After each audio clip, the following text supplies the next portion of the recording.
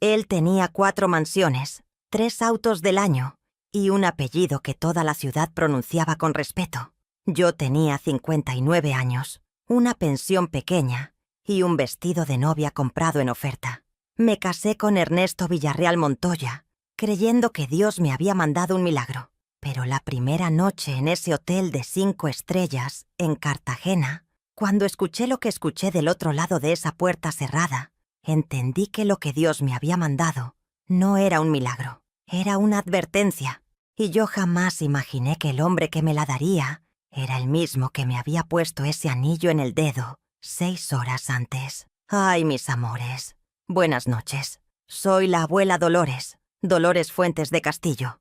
Y esta noche les voy a contar la historia que mis hijas me rogaron que nunca contara en público. Me dijeron, «Mamá, la gente va a hablar, la gente va a juzgar». Y yo les dije, «Hijas, la gente ya habló y ya juzgó cuando me casé con ese hombre. Así que ya no tengo nada que perder y sí mucho que enseñarles a otras mujeres que quizás están en el mismo camino que yo estuve. Acomódense bien. Esta historia tiene de todo. Dinero, mentiras, peligro y una luna de miel que terminó de una manera que ninguna de ustedes va a adivinar. Pero sobre todo tiene una mujer que a los 59 años tuvo que aprender de la manera más difícil que el dinero no compra la verdad y que hay preguntas que uno debe hacerse antes de ponerse el vestido blanco, aunque el corazón esté gritando que sí. Para que entiendan bien lo que pasó en Cartagena, tienen que conocer primero cómo llegué yo a ese altar, y para eso tengo que llevarlas conmigo varios meses atrás, a una tarde de octubre en la ciudad de Cali, donde yo había vivido toda mi vida y donde conocí a Ernesto Villarreal, en las circunstancias más inesperadas que se puedan imaginar. Yo había trabajado 32 años como secretaria en una notaría del centro de Cali. 32 años sentada detrás de ese escritorio, organizando documentos, atendiendo al público, aprendiendo más sobre las vidas de la gente de esta ciudad de lo que cualquier persona debería saber. Porque en una notaría pasan todas las vidas, mis amores. Pasan los que se casan y los que se divorcian, los que heredan y los que pierden, los que firman promesas de compraventa con ojos brillantes y los que regresan meses después con caras de haber aprendido una lección cara. 32 años viendo pasar esas vidas me habían dado una cosa que yo creía que era sabiduría, pero que resultó ser solo conocimiento. Porque conocimiento y sabiduría son distintos, como les voy a demostrar esta noche. Me habían pasado de todo en esos años. Me casé joven, a los 23, con un hombre bueno pero débil que no supo sostener un hogar y que se fue cuando mis 2 hijas, Adriana y Lucía, tenían 8 y 6 años. No me dejó en la miseria, tampoco me dejó con lujos. Me dejó con la casa que habíamos comprado juntos, con una cuota alimentaria que pagó irregularmente por años y con la certeza de que iba a tener que salir adelante sola. Y sola lo hice. 30 años criando a esas 2 mujeres extraordinarias, trabajando en esa notaría, construyendo una vida modesta pero estable y digna. Cuando me jubilé a los 58 años, mis hijas ya eran grandes y tenían sus propias vidas. Adriana vivía en Bogotá con su esposo y sus 2 hijos. Lucía estaba en Cali pero casada y ocupada con su familia. Y yo me quedé en esa casa grande con mis plantas y mis telenovelas y una libertad nueva que al principio me pareció hermosa y que después empezó a pesar. Porque hay algo que nadie te dice sobre la jubilación cuando uno ha trabajado toda la vida. Que el trabajo no era solo el dinero, era la estructura, era tener un lugar a donde ir cada mañana, personas con quienes hablar, problemas que resolver, una identidad. Y cuando eso desaparece de un día para otro, uno se queda flotando en un espacio extraño, donde tiene todo el tiempo del mundo y no sabe muy bien qué hacer con él. Mis hijas me propusieron cosas, clases de yoga, grupos de lectura, viajes. Yo lo intenté todo con buena disposición, pero seguía sintiéndome como una persona que había perdido su lugar en el mundo, hasta que una vecina mía, la señora Berta, me llevó a un evento de la Cámara de Comercio, una feria de emprendimiento para adultos mayores, de esas que organizan para motivar a los jubilados a iniciar pequeños negocios. Yo fui sin mucha convicción, pensando que iba a escuchar hablar de vender arepas o hacer manualidades. Y ahí estaba Ernesto Villarreal Montoya. Era el conferencista principal, empresario exitoso, fundador de 3 empresas de construcción y finca raíz, filántropo reconocido en Cali y en Bogotá, con un nombre que yo había escuchado antes, sin haberle puesto cara. 64 años, 5 más que yo, pero con una presencia que hacía que uno no pensara en la edad, sino en la persona. Alto, corpulento, con cabello completamente blanco que en lugar de envejecerlo, lo hacía ver imponente. Vestía un traje azul oscuro perfectamente cortado y hablaba con una seguridad tranquila, sin necesitar alzar la voz para que todo el mundo lo escuchara.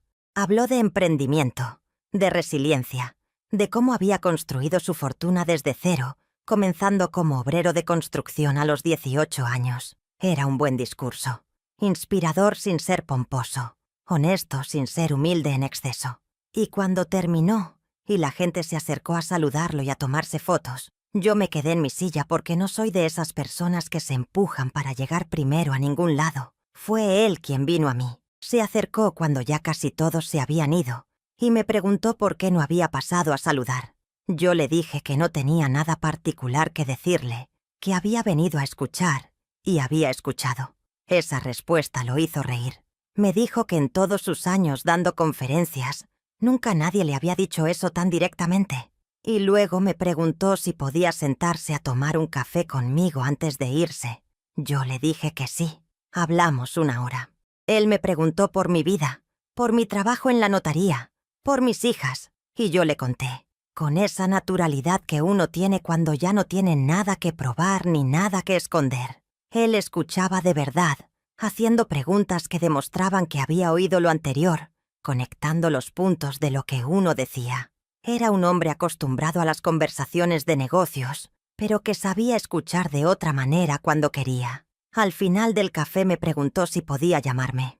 Le di mi número sin pensarlo demasiado, que es algo que no suelo hacer, pero que esa tarde me pareció natural. Ernesto me llamó al día siguiente. Y al siguiente. Y al otro. Me mandaba mensajes buenos días que al principio me parecían un poco formales y que con el tiempo empezaron a llegar con cosas más personales, detalles de su día, preguntas sobre el mío. Me invitó a cenar la semana siguiente en un restaurante del norte de Cali, de esos donde uno no pregunta el precio, porque si pregunta es porque no puede pagarlo. Llegué con mi vestido más elegante, uno negro que había comprado para el matrimonio de Adriana y que no había vuelto a usar. Ernesto llegó con flores, no un ramo enorme ni nada ostentoso. 3 rosas amarillas envueltas en papel café. Me dijo que le habían dicho que las flores amarillas en Cali traen suerte. Y yo me reí porque en Cali efectivamente hay esa creencia. Y que él lo supiera me pareció encantador. La cena fue larga y deliciosa y llena de conversación. Él me habló de sus empresas, de sus viajes, de una fundación que había creado para dar becas a hijos de obreros de construcción, en memoria de lo que él había sido. Me habló también de su vida personal. Había estado casado 28 años con una mujer llamada Gloria, que había muerto de cáncer hacía 4 años. Tenía un hijo, Ernesto Jr., que trabajaba con él en las empresas y vivía en Bogotá. Y había tenido, según me dijo, algunas relaciones después de enviudar, que no habían funcionado porque no había encontrado a nadie con quien pudiera hablar de verdad. Eso último lo dijo mirándome, y yo entendí lo que quería decir. Salimos varias veces más, siempre a lugares buenos, siempre con esa atención que él tenía, y que era diferente a cualquier atención que yo hubiera recibido antes. No solo por el dinero, aunque el dinero estaba evidentemente ahí en cada detalle. Era más que eso. Era que Ernesto parecía genuinamente interesado en mí, en mis opiniones, en lo que yo pensaba del mundo. Me preguntaba cosas que ningún hombre me había preguntado nunca. ¿Qué había aprendido en 32 años en esa notaría sobre la naturaleza humana? ¿Qué me había enseñado criar sola a mis hijas? ¿Qué era lo que más me gustaba de la etapa de la vida en que estábamos? Mis hijas se enteraron pronto. Las cosas en familia nunca se pueden ocultar mucho tiempo. Adriana llamó desde Bogotá con 1000 preguntas que yo respondí con paciencia. Lucía vino a la casa y me habló con esa franqueza suya, que a veces me cansa y que en el fondo agradezco. Mamá, ese hombre tiene más dinero que sentido común. Le hemos visto a usted. Tenga cuidado. No porque sea rico, sino precisamente por eso. Los hombres ricos tienen muchas opciones, y las personas con muchas opciones no siempre valoran lo que tienen. Yo escuché a Lucía, pero no la escuché suficiente, porque Ernesto era convincente de una manera que iba más allá de las palabras. Era convincente en los gestos pequeños, en acordarse de que yo había mencionado una vez que me gustaba el chocolate amargo y aparecer una tarde con una tableta importada, en llamarme cuando dijo que iba a llamar, sin hacerme esperar ni un minuto, en preguntarle a mis hijas, cuando las conoció en una cena que organizamos a los 2 meses de salir, sus nombres antes de llegar y llamarlas por su nombre desde el primer momento. Esas cosas no se improvisan, me decía yo. Esas cosas son de alguien que tiene educación y que le importa a la gente. A los 4 meses de conocernos, me propuso matrimonio. Me lo propuso en el mismo restaurante donde habíamos tenido nuestra primera cena. En la misma mesa, que según me enteré después él había reservado específicamente para esa noche. El anillo era de diamantes, sencillo pero de una calidad que incluso mis ojos no entrenados en joyería podían reconocer. Y me dijo algo que me llegó profundo. Dolores, yo he tenido muchas cosas en la vida y he aprendido que las cosas no llenan nada. Usted es la primera persona en 4 años que me hace sentir que tengo compañía de verdad. No quiero seguir perdiendo tiempo. Mis amores, yo tenía 59 años. Había trabajado toda mi vida. Había criado sola a 2 hijas. Había dormido en una cama grande y vacía por décadas. Y tenía delante a un hombre que me miraba como si yo fuera lo más valioso que había encontrado, con un anillo de diamantes en la mano y una voz que no temblaba. Le dije que sí. Adriana lloró cuando le conté. No de alegría. Lucía me pidió que al menos esperáramos 1 año más. Yo les expliqué que a nuestra edad 1 año es diferente que a los 30, que la vida no tiene garantías y que yo había esperado suficiente, y que Ernesto era un hombre que ellas podían verificar, que tenía apellido conocido, trayectoria pública, una historia que cualquiera podía investigar. Eso me parecía suficiente. Eso era lo que yo creía que era la diferencia entre ser impulsiva y ser inteligente, que el hombre que elegía era verificable, conocido, transparente. Qué equivocada estaba. La boda se organizó en 3 meses. Ernesto quería algo elegante, pero no excesivo. Yo también. Nos casamos por lo civil y por la iglesia el mismo día, un sábado de enero, en una ceremonia de 80 personas en una casa hacienda a las afueras de Cali, que pertenecía a unos amigos suyos. Fue hermosa, mis amores. No puedo decir que no. Las flores eran blancas y verdes. Había música en vivo. La comida era excelente. Mis hijas estuvieron presentes, todavía con caras de preocupación que intentaban disimular por respeto a mí. El hijo de Ernesto, Ernesto Jr., llegó desde Bogotá y fue correcto conmigo, aunque frío, de esa frialdad de los hijos adultos que no terminan de aceptar que el padre rehizo su vida. Y yo estaba feliz, genuinamente feliz, con ese nerviosismo mezclado con ilusión que uno no creía que iba a volver a sentir, y que cuando vuelve es más intenso precisamente porque sabe lo que vale. La luna de miel era en Cartagena. 3 noches en un hotel histórico en el centro amurallado, de esos con patios coloniales y habitaciones enormes, con ventiladores de techo y ventanas que dan a las flores. Ernesto lo había organizado todo sin consultarme los detalles porque quería que fuera sorpresa. Y cuando llegamos y vi el hotel y la habitación con sus paredes de piedra y sus sábanas de hilo y las flores frescas sobre la mesita de noche, pensé que ese hombre tenía un gusto perfecto. Cenamos esa primera noche en el restaurante del hotel. Una cena larga, tranquila, con vino y conversación y esa ligereza de los días en que uno no tiene nada que hacer ni ningún lugar a donde ir. Ernesto estaba de buen humor, atento, encantador como siempre.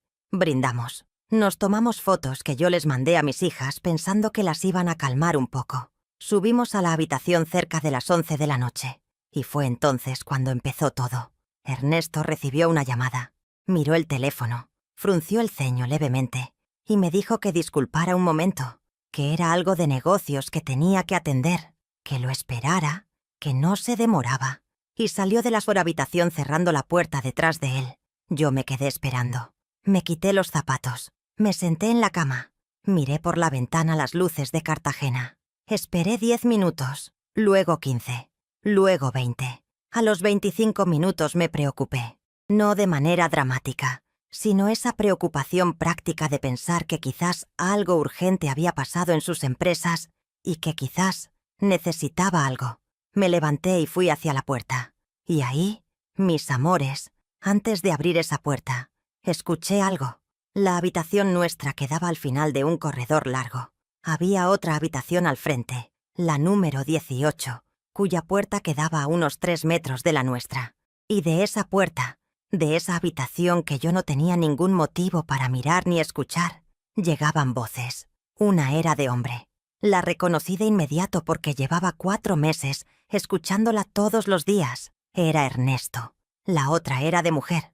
Una voz joven, que hablaba en un tono bajo, pero que el silencio del corredor colonial a las 11 de la noche llevaba con claridad suficiente para que yo pudiera escuchar las palabras. Me quedé paralizada frente a mi puerta, sin abrir, sin moverme, escuchando. La mujer decía que no podía seguir así, que esto no era justo, que ella había aceptado el acuerdo, pero que verlo casarse con otra había sido diferente a como imaginaba que se iba a sentir, que él le había prometido que esto no iba a cambiar nada entre ellos. Y Ernesto respondía con esa voz suya tranquila y controlada, la misma que usaba en las conferencias y en las cenas, y en la ceremonia de matrimonio esa misma mañana, diciéndole que se calmara, que nada había cambiado, que ella sabía exactamente cómo eran las cosas desde el principio, que él había sido honesto con ella.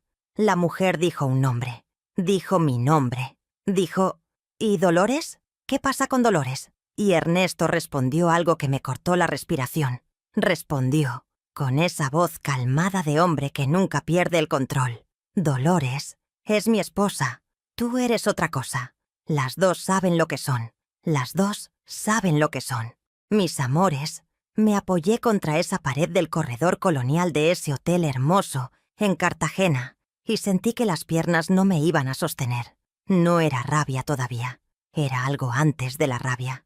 Era el momento en que el mundo que uno creyó que era de cierta manera se revela como algo completamente diferente, y el cerebro necesita unos segundos para procesar la distancia entre lo que creía y lo que es. Volví a la habitación, cerré la puerta sin hacer ruido, y me senté en esa cama con sábanas de hilo y flores frescas en la mesita de noche, y me puse a pensar con una claridad que me sorprendió a mí misma. Podría haber esperado a que Ernesto regresara y haberle montado la escena ahí mismo. Podría haber ido a tocar la puerta de esa habitación número 18 y confrontar a los dos juntos. Podría haber llamado a mis hijas llorando. Pero en cambio hice algo que me pareció más importante en ese momento. Saqué el teléfono y busqué el nombre de Ernesto Villarreal Montoya en Internet. No era la primera vez que lo buscaba. Lo había buscado antes, naturalmente, cuando empezamos a salir, y había encontrado lo de siempre: notas de negocios, reconocimientos empresariales, fotos en eventos sociales, el anuncio de su fundación. Nada alarmante, todo consistente con lo que él me había dicho. Pero esta vez busqué diferente. Busqué con palabras distintas. Busqué su nombre junto a palabras como escándalo, demanda, problema. Y entonces sí, mis amores, entonces sí empezaron a aparecer cosas que yo no había visto antes porque no había buscado con esas palabras. Una nota de 3 años atrás en un periódico de Bogotá mencionaba a Ernesto Villarreal en relación con una demanda civil presentada por una ex empleada de una de sus empresas que alegaba acoso. La demanda había sido retirada meses después, aparentemente por un arreglo extrajudicial, y Ernesto nunca había dado declaraciones públicas al respecto.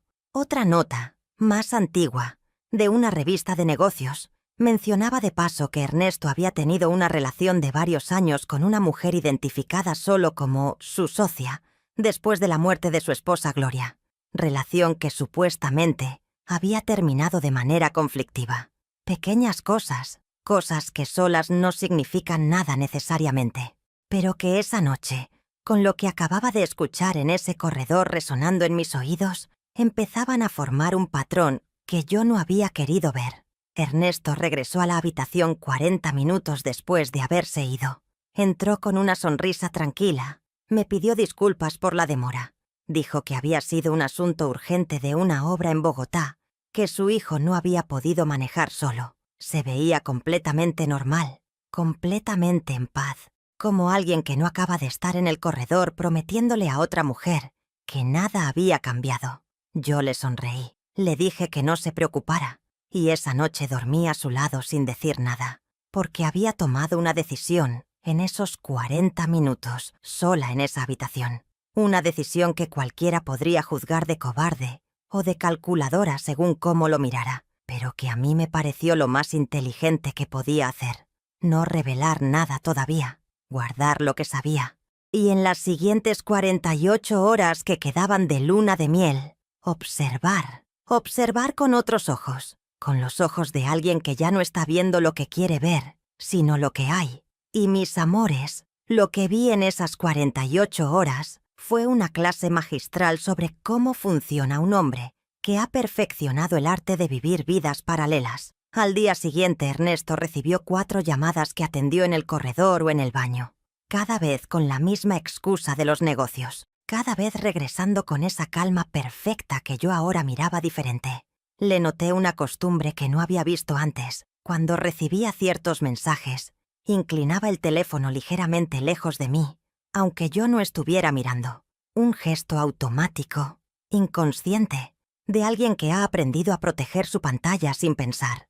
En el almuerzo del segundo día, mientras él estaba en el baño, su teléfono, que había quedado boca arriba en la mesa, vibró con un mensaje. Yo no lo leí completo. Solo vi el nombre del remitente y las primeras palabras antes de que la pantalla se apagara. El nombre era Valentina, y las palabras eran: anoche fue un error. Necesito que hablemos. Valentina. La voz del corredor tenía nombre. Esa tarde, mientras Ernesto dormía la siesta, yo salí a caminar por las calles del centro amurallado de Cartagena.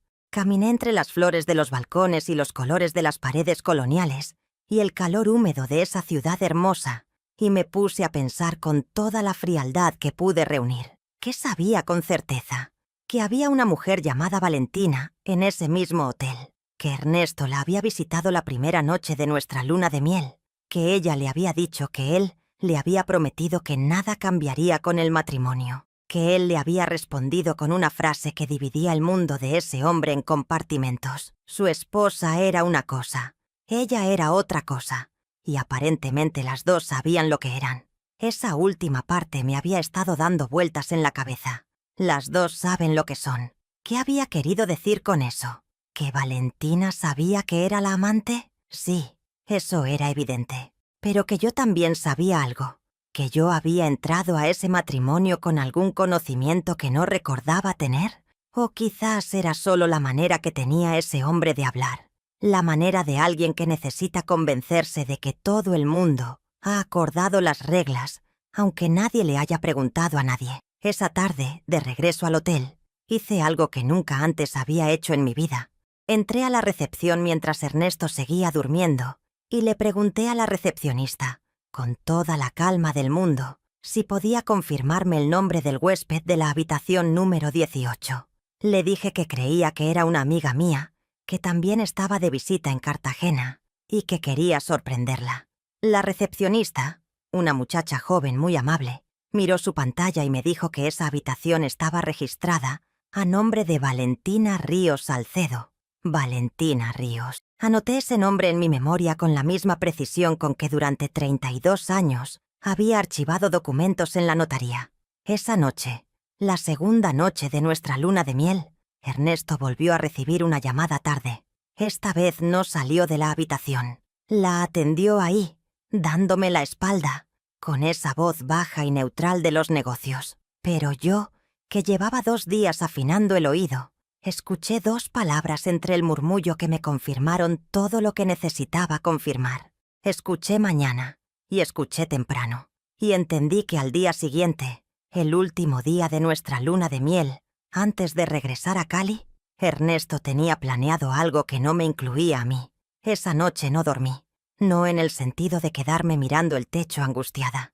Dormí poco porque estaba pensando, organizando, porque yo había pasado 32 años en una notaría viendo las consecuencias de las decisiones que la gente toma sin pensar, y había aprendido que en los momentos importantes uno no puede darse el lujo de actuar desde la emoción. Uno tiene que actuar desde la claridad, y la claridad que tenía era esta.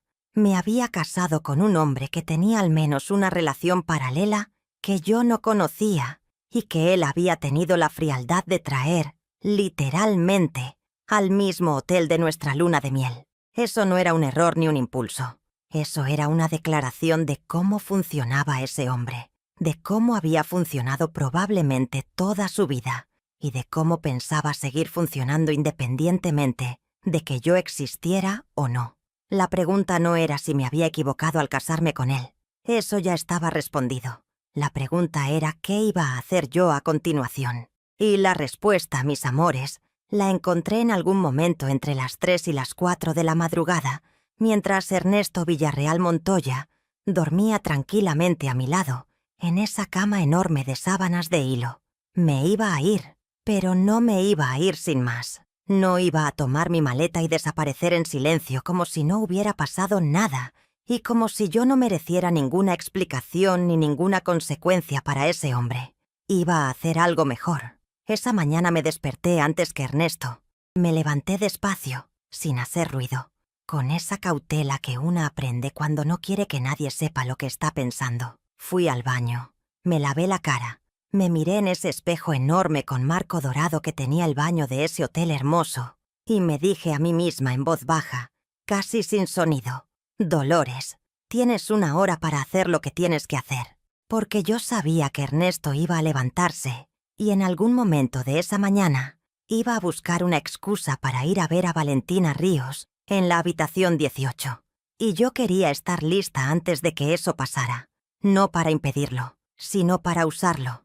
Mis amores, en 32 años en la notaría, aprendí una cosa sobre los documentos y sobre las pruebas, que no sirven de nada si uno no sabe cómo guardarlos y cuándo mostrarlos. Un papel en el momento equivocado no es evidencia, es solo papel, pero ese mismo papel en el momento correcto puede cambiar completamente el rumbo de una historia. Yo tenía el nombre de Valentina Ríos Salcedo. Tenía lo que había escuchado en el corredor la primera noche. Tenía el mensaje que había visto en el teléfono de Ernesto. Tenía el número de la habitación, pero necesitaba más. Necesitaba entender la dimensión completa de lo que estaba pasando antes de mover ninguna pieza. Tomé el teléfono y llamé a Lucía. Eran las 6:30 de la mañana. Lucía contestó asustada, igual que Paola en la historia anterior, creyendo que algo malo había pasado. Yo le hablé en voz muy baja, casi susurrando, y le dije exactamente lo que había pasado en esas 2 noches, sin adornos, sin drama, solo los hechos, la voz en el corredor, el nombre Valentina, el mensaje en el teléfono, las llamadas, la confirmación en recepción.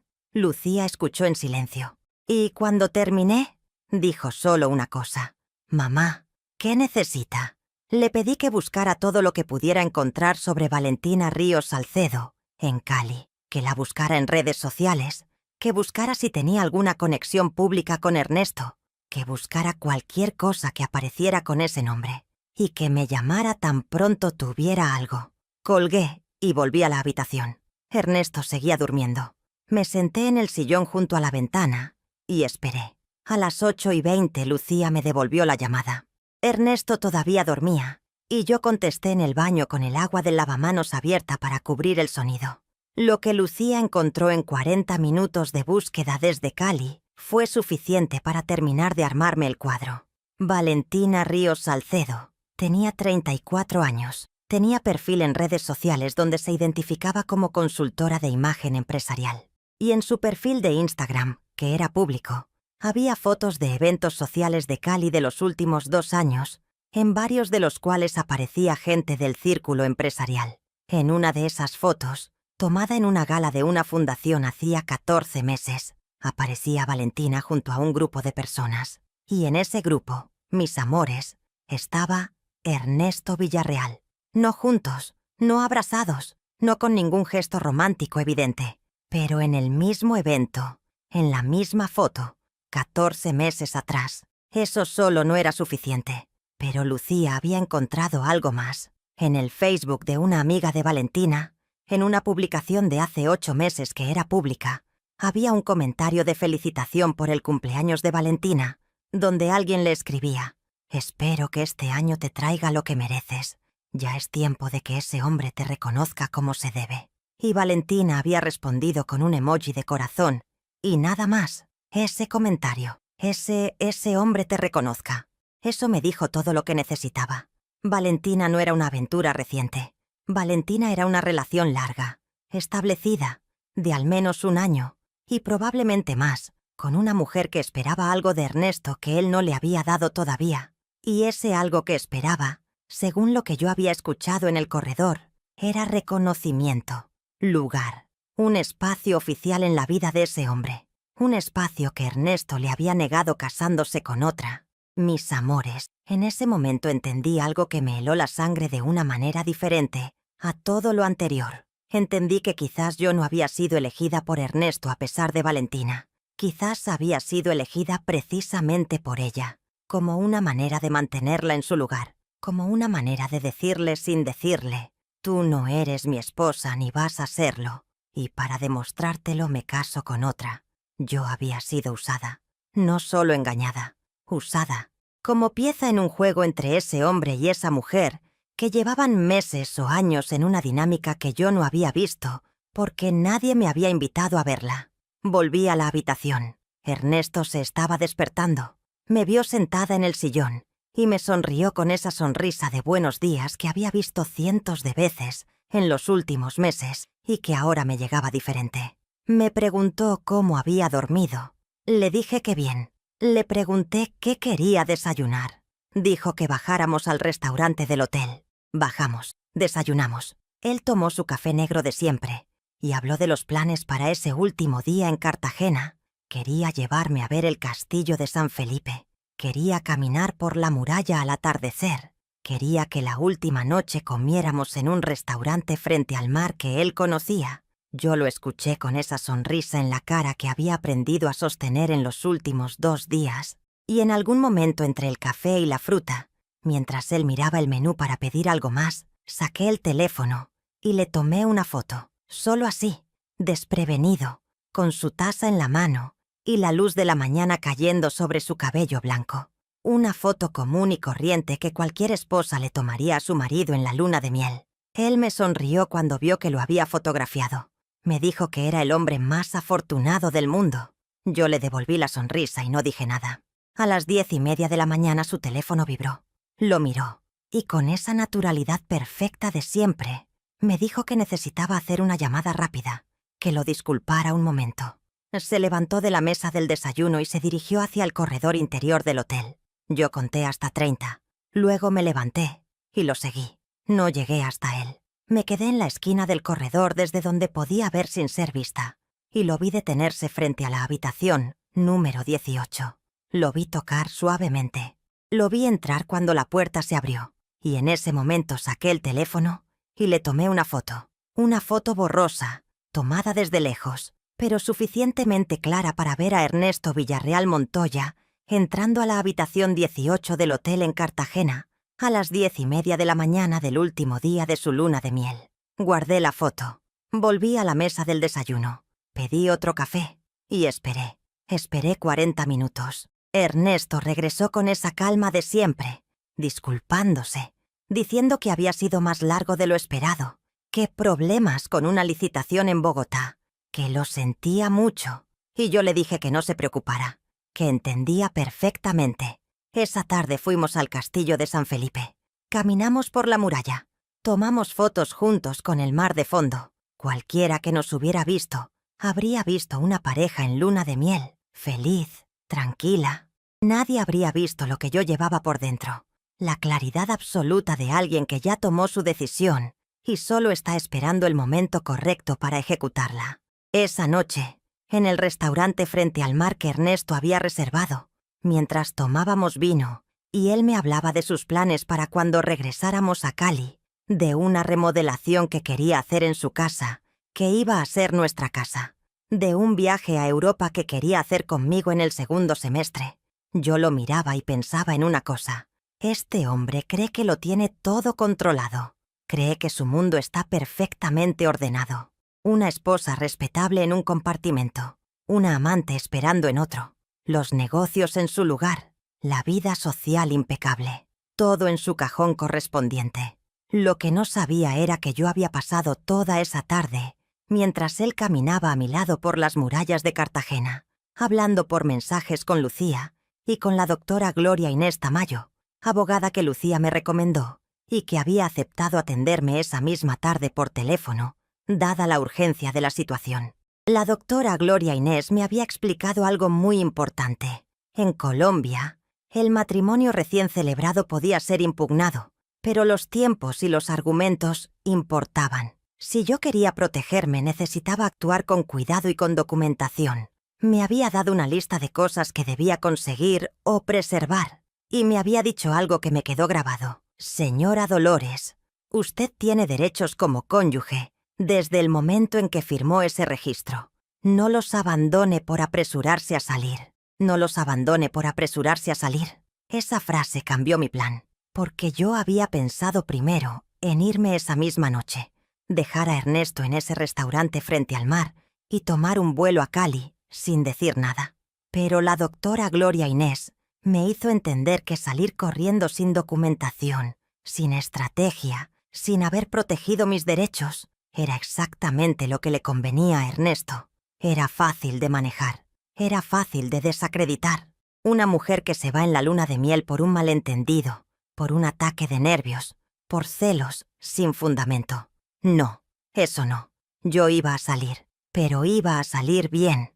Regresamos al hotel esa última noche y yo actué con toda la normalidad del mundo. Y mientras Ernesto dormía su último sueño tranquilo en ese hotel de Cartagena, yo estaba despierta organizando cada cosa en su lugar, con la misma precisión con que durante décadas había archivado documentos en la notaría. A la mañana siguiente, mientras Ernesto se duchaba, abrí su maletín de cuero que él dejaba siempre sobre la silla del escritorio. No para robar nada, para fotografiar. Fotografié los documentos que encontré adentro. Una carpeta con papeles de una de sus empresas, un contrato que tenía su firma y la firma de otra persona que yo no reconocí, y algo que no esperaba encontrar. Una tarjeta de presentación de un abogado de familia de Bogotá, con una nota escrita a mano en el reverso que decía: régimen de separación de bienes, confirmar antes del viaje. Mis amores, esa tarjetita me dijo todo lo que necesitaba saber sobre por qué Ernesto Villarreal se había casado con una mujer como yo. Nos habíamos casado bajo el régimen de sociedad conyugal, que es el que aplica por defecto en Colombia, cuando no se acuerda lo contrario. Eso significaba que los bienes que se adquirieran durante el matrimonio eran de los dos. Ernesto era un hombre con mucho dinero y muchas propiedades, pero la nota en esa tarjeta decía confirmar antes del viaje, y el viaje era la luna de miel, lo cual significaba que ese abogado le había recomendado cambiar el régimen antes de casarse y que Ernesto, por alguna razón, no lo había hecho a tiempo. ¿Por qué no lo había hecho? No lo sé con certeza. Quizás porque cambiar el régimen matrimonial requería el acuerdo de ambas partes, y él no quería que yo supiera que estaba pensando en eso. Quizás porque se había confiado en que yo era una mujer sin grandes recursos económicos y que no iba a representar un riesgo. Quizás simplemente porque los planes de ese hombre tenían grietas como los planes de todos los que creen que lo controlan todo. Fotografié la tarjeta, guardé el teléfono, cerré el maletín exactamente como estaba. Cuando Ernesto salió del baño, yo estaba sentada con mi maleta ya lista, vestida y maquillada, esperándolo. Él me miró con una sonrisa y dijo: «¿Lista para volver a casa, señora Villarreal?». Yo le sostuve la mirada y le dije: «Necesito que hablemos antes de irnos». Algo en mi tono lo hizo cambiar la cara. Esa sonrisa perfecta se quedó a medias. Me preguntó qué pasaba. Le dije que me sentara. Y entonces, mis amores, hice lo que había planeado en esas 2 noches de insomnio. No le grité, no lloré, no le lancé nada a la cara aunque las ganas no me faltaban.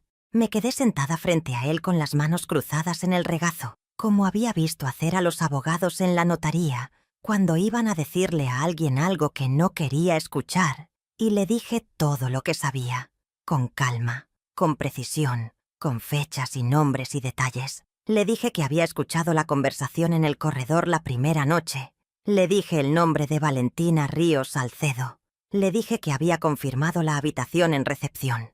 Le dije que tenía la foto de él entrando a esa habitación la mañana anterior. Le dije que sabía de la nota en la tarjeta del abogado. Le dije que había hablado con mi abogada en Cali. Y le dije que le daba una oportunidad, una sola, de contarme la verdad completa antes de que yo tomara cualquier decisión. Ernesto Villarreal Montoya, ese hombre que había construido empresas desde la nada, que había dado conferencias sobre resiliencia y éxito, que nunca perdía la calma en ninguna situación, se quedó mirándome en silencio por un momento que pareció muy largo. Y luego, despacio, como alguien que ha calculado cuánto puede seguir negando y ha decidido que ya no vale la pena, dejó caer esa máscara. Me dijo que Valentina y él llevaban 2 años, que era una relación que había empezado como algo casual y que se había vuelto más complicada de lo que él había previsto, que Valentina quería más de lo que él podía darle en ese momento de su vida, que había decidido casarse, en parte, para poner un límite a esas exigencias, para dejarle claro a Valentina que había una línea que no iba a cruzar, para dejarle claro a Valentina. Yo lo escuché, y luego le hice la pregunta que necesitaba hacerle. Y yo en todo esto que soy, me miró, y con una honestidad brutal que en otro contexto quizás habría respetado me dijo: «Usted es la mujer con quien quiero envejecer, Dolores. Eso es real. Lo que hay con Valentina es otra cosa. Las 2 cosas pueden existir. Las 2 cosas pueden existir». Ahí estaba otra vez esa lógica suya, esa arquitectura mental de cajones separados, donde todo tenía su lugar, y donde la contradicción no existía porque nunca se le permitía a ninguna de las piezas ver el cuadro completo. Le dije que no. Le dije que para mí no podían existir las 2 cosas, que yo no era un compartimento en la vida de nadie, que había pasado 32 años sola y lo había hecho con dignidad, y que no iba a cambiar eso por ningún hombre, independientemente de cuántas mansiones tuviera o qué también supiera escuchar en los restaurantes. Le dije que me iba. Ernesto intentó hablar, intentó explicar más, argumentar, usar esa voz tranquila suya para convencerme de que estaba reaccionando de manera desproporcionada. Me dijo que habíamos firmado un matrimonio y que eso no se deshacía en una conversación de hotel. Me dijo que lo pensara. Me dijo que él podía cambiar, que podía terminar lo de Valentina, que nunca había pensado que me iban a importar tanto, que nunca había pensado que me iba a importar tanto. Esa frase, mis amores, esa frase me dijo exactamente cuánto me había conocido ese hombre en 4 meses de conversaciones y cenas y flores amarillas. Me había visto como una mujer razonable, tranquila, dispuesta a acomodar su vida a la comodidad de otros. No había calculado que yo también tenía un límite, que detrás de esa señora serena que tomaba tintos y hablaba de filosofía de vida en los restaurantes, había una mujer que había sobrevivido 30 años sola y que sabía exactamente lo que valía. Tomé mi maleta. Le dije a Ernesto que mi abogada estaría en contacto con la suya, que todo lo que había documentado estaba guardado en lugares seguros, que actuara con inteligencia porque yo también lo iba a hacer. Y salí de esa habitación. Bajé al lobby. Le pedí al recepcionista que me consiguiera un taxi al aeropuerto. Me senté en uno de los sillones del patio colonial a esperar, con mi maleta entre los pies y el sonido de una fuente de agua que caía sobre azulejos antiguos, y llamé a Lucía. Lucía contestó al primer tono. Le dije: «Venme a buscar al aeropuerto». Y ella dijo solo: «Ya salgo». El vuelo a Cali duró 40 minutos. 40 minutos en que yo miré por la ventana del avión las nubes sobre el Caribe y el Pacífico, y ese país verde y complicado que es el nuestro, y me dije que estaba bien, que dolía, sí, porque una es humana, y había tenido ilusión genuina, y esa ilusión se había roto de una manera que dejaba rasguños, pero que estaba bien, que había hecho exactamente lo que tenía que hacer. Lucía me esperaba en el aeropuerto con cara de madre, aunque ella sea mi hija. Me abrazó largo y me preguntó cómo estaba. Le dije la verdad.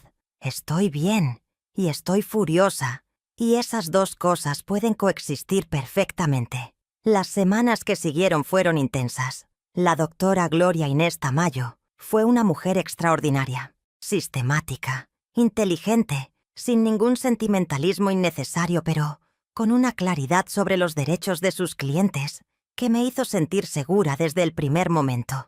Ella me explicó que yo tenía argumentos para solicitar la separación de cuerpos y posteriormente el divorcio por causal de infidelidad, lo cual en Colombia tiene implicaciones sobre la distribución de la sociedad conyugal. Ernesto llamó 2 veces en los primeros días. La primera para intentar hablar. Le dije que toda comunicación fuera a través de nuestros abogados. La segunda para decirme que lo sentía, que había cometido un error, que quería que habláramos. Le dije lo mismo. Su hijo Ernesto Jr. llamó también. Eso sí me sorprendió. Llamó en un tono que mezclaba disculpa y advertencia. Una mezcla incómoda que me hizo entender de inmediato que el muchacho tenía instrucciones. Me dijo que su papá lo había pasado muy mal desde la muerte de su mamá y que a veces tomaba decisiones equivocadas, pero que en el fondo era un buen hombre. Le dije con la mayor cortesía posible que entendía su posición como hijo, pero que eso era un asunto entre los abogados y que lo dejara en manos de ellos. La nota en la tarjeta del abogado resultó ser más importante de lo que yo creía cuando la fotografié. La doctora Gloria Inés encontró, investigando, que efectivamente Ernesto había consultado sobre cambiar el régimen matrimonial antes de la boda, pero que por razones que nunca quedaron del todo claras, el proceso no se había completado. Eso significaba que la sociedad conyugal estaba vigente y que yo tenía derechos sobre los bienes adquiridos durante el matrimonio. No voy a darles los detalles económicos de lo que siguió porque son complicados y porque eso no es lo más importante de esta historia. Lo que sí les digo es que la doctora Gloria Inés negoció con los abogados de Ernesto durante 3 meses y que al final llegamos a un acuerdo que me dejó en una posición que yo nunca habría tenido si me hubiera ido corriendo de ese hotel sin pensar. No me hice rica, no era eso lo que quería, pero conseguí lo que me correspondía. Y eso, mis amores, es diferente a robar. Es simplemente reconocer lo que la ley dice que es de uno y no regalárselo a quien no lo merece. El divorcio se firmó 6 meses después de la luna de miel en Cartagena. Un martes ordinario en un juzgado del centro de Cali, con abogadas de los 2 lados y sin que ninguno de los 2 tuviéramos que estar presentes al mismo tiempo.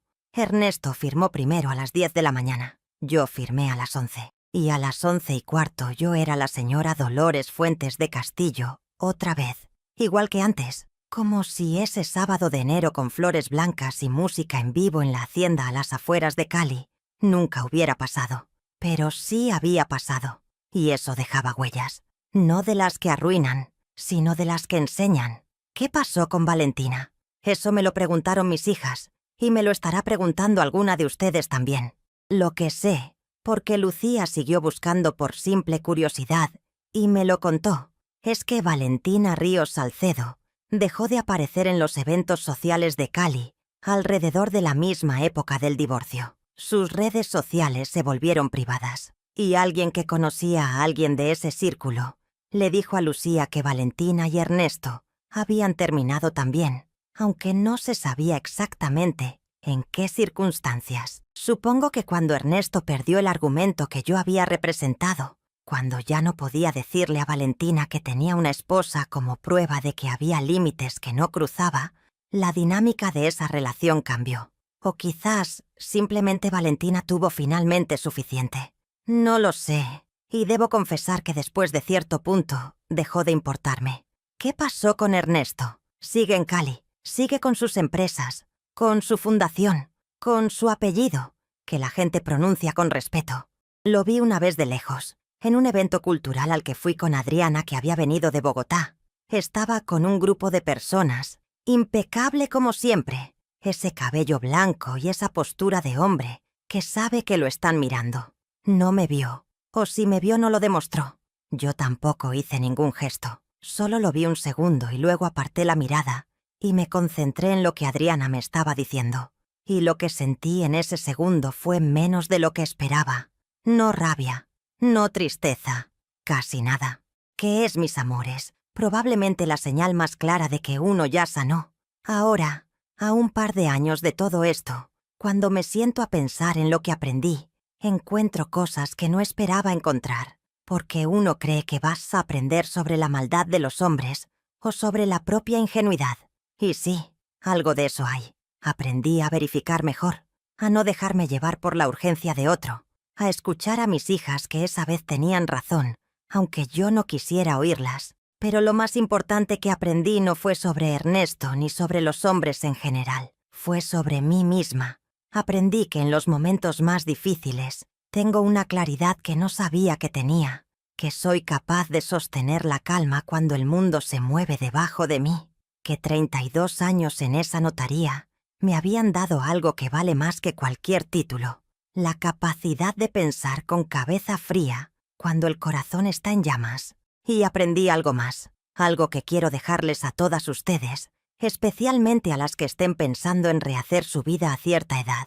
El problema no fue querer, el problema no fue ilusionarse, ni abrirle la puerta al corazón, después de años de tenerla cerrada. Eso estuvo bien. Eso fue lo más humano y lo más valiente que hice en todo ese tiempo. El problema fue la velocidad. Fue que 4 meses no son suficientes para conocer a nadie. Y que cuando alguien nos apresura, cuando alguien tiene prisa en que firmemos algo antes de que pensemos demasiado, esa prisa siempre tiene una explicación. Y esa explicación casi nunca es el amor. El amor no tiene prisa. El amor puede esperar 6 meses más, 1 año más, el tiempo que una mujer necesite para estar segura. El que no puede esperar no está enamorado, está calculando. Mis amores, ya terminé mi historia.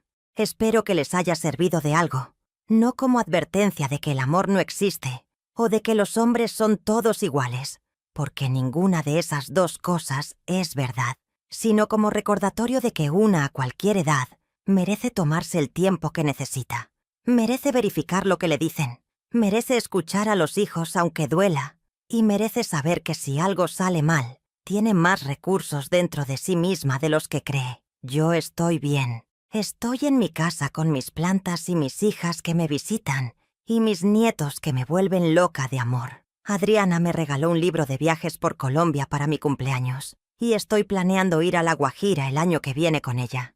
Lucía y yo tomamos tinto todos los sábados y a veces nos reímos de cosas que hace unos años me habrían hecho llorar. La vida sigue, mis amores, siempre sigue. Cuéntenme en los comentarios, ¿ustedes habrían salido del hotel como yo? ¿Con estrategia y documentación? ¿O habrían armado el escándalo ahí mismo frente a Ernesto y Valentina? Time A, las estrategas. Time B, las que dicen lo que piensan en el momento y punto. No hay respuesta equivocada. Cada una conoce su carácter. Cuéntenme. Y si esta historia les llegó, compártanla con una amiga que la necesite escuchar. Porque a veces la historia de otra mujer es exactamente el espejo que una necesita para verse a sí misma con más claridad. Un beso enorme, con todo el amor de siempre, de la abuela Dolores. Hasta la próxima historia.